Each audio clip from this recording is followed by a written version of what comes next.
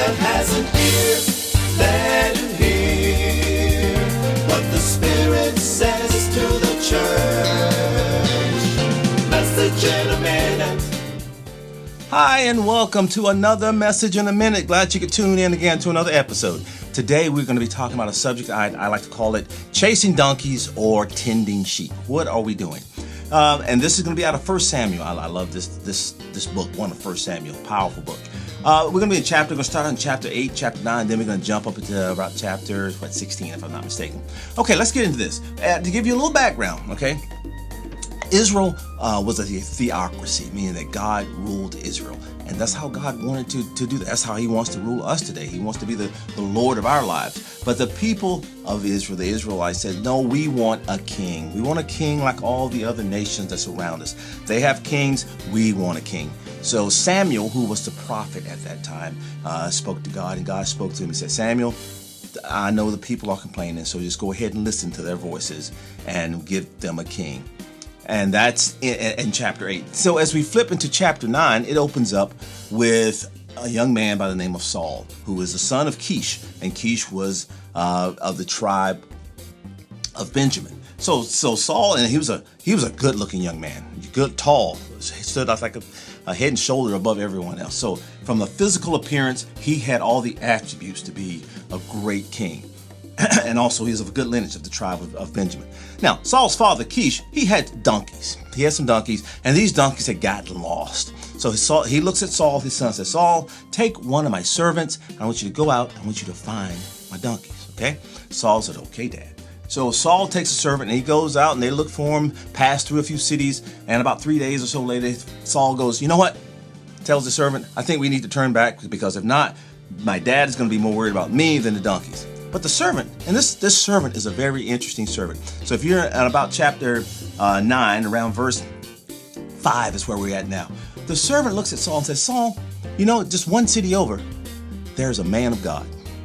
Why don't we go inquire of this man of God? Saul thinks about it, but then he goes again, well, we could, but we don't have anything to take to this man of God. And then during that time, if you were to go inquire of the prophet, it was a tradition that you took something with you, some type of gift. The servant again bailed Saul out and said, because Saul was like, we've eaten all our bread, we don't have anything left. The servant says, well, Saul, I have a half or a quarter of a shekel, which was a piece of money at that time. Here we go. And Saul said, okay, let's do this. They go and they speak to Samuel, who was the prophet. And so as we see, when Saul's ministry, when his anointing, when his kingdomship started, what was he doing? He was chasing after donkeys, which even lends the question, how did the donkeys get away in the first place? But that's another whole teaching section. We won't even go there. So he's chasing after donkeys. All right, let's fast forward to 1 Samuel chapter 16, because now there's some time has transpired, and Saul has not turned out to be the greatest king.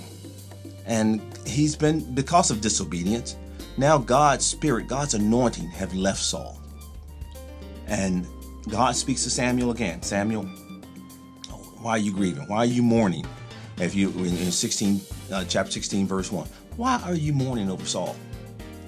He tells Samuel, get up, fill your oil container, and you're going to go out and you're going to anoint another king. So, what does Samuel do? Samuel goes to Bethlehem, because that's where God told him to go, was to Bethlehem to anoint a new king. And he ends up in Bethlehem at Jesse's house. And Jesse has sons, and he has lots of them. As a matter of fact, 7 of them first just was passing by Samuel. And Samuel was thinking, oh my God, look at these fine-looking young men. These have definitely, one of these got to be the king, because they are buffed, they're tall, they are ripped. But then God said, no, every time one passed, no, not that one. God spoke to Samuel, no, not that one. Because you know why? God looks at the heart. He looks at the inside, not the exterior of man.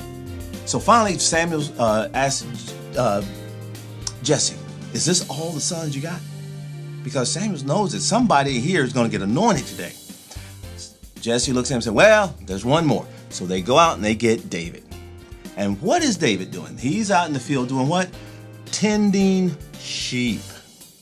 And soon as Saul Samuel sees David, he instantly knows this is the one. So here, David's ministry starts how? Tending sheep. And evidently he was doing such a great job, his father wasn't even that concerned about the sheep because they just left him out there by himself. So you got Saul chasing donkeys, David tending sheep. So that brings me to the question, what is the focus of your ministry or my ministry, our ministry? What is our focus? Are we spending a lot of our energy, a lot of our time chasing after donkeys? Or are we doing what Jesus Christ commanded us to do, just like he commanded Peter in John chapter 21 verses 15 through 17. He said, do what? Feed my sheep. He told Peter that 3 times. Feed my lamb, feed my sheep, feed my sheep. You see a pattern going on here? So what are we doing with our ministry, with our time, with our energy, with our resources? Are we running after donkeys or are we feeding sheep? Now let's look at some of the characteristics, because the donkeys are what? Donkeys are stubborn. Well, pretty well known. They're self-willed. Now, don't get me wrong, very intelligent animals. Very intelligent animals. They're not stupid. They're stubborn, meaning that we want to have things our way. Okay? And sheep, what are they? Humble. They will follow the shepherd. As a matter of fact, donkeys understand a whip on their back. If you want to get growing up as a farmer, I remember seeing some of those days where my dad, mules, donkey, where he had to put a whip on the back of this animal, this brute beast, to get him to go where he wanted him to go. Whereas what sheep, what does it say? They know their master's voice, and they hear the voice of the master, and they come running. They come running. They don't require to be beaten because sheep are obedient. They're submissive. So I ask you that question. What are we doing?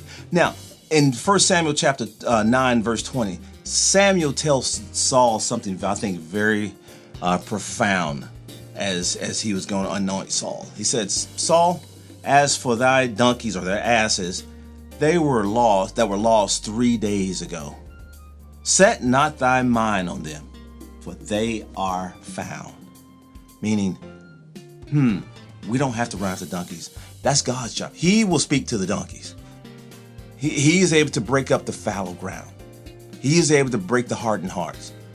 They are found. So Saul, you don't have to worry about the donkeys. And it was done when? 3 days. You notice that thing of 3 days? What else do we know happened in 3 days? Yeah, Jesus. Death, burial, resurrection. 3 days. He was raised up. Why? So he could draw all men unto him. He could bring the donkeys to him as we tend to the sheep. So, there we have it. So we think about that. Just something to think about as you sit down and retrospectively look at your ministry. What are we doing? Are we chasing after donkeys, or are we feeding God's sheep? He that has an ear, let him hear what the Spirit says to the church. He that has an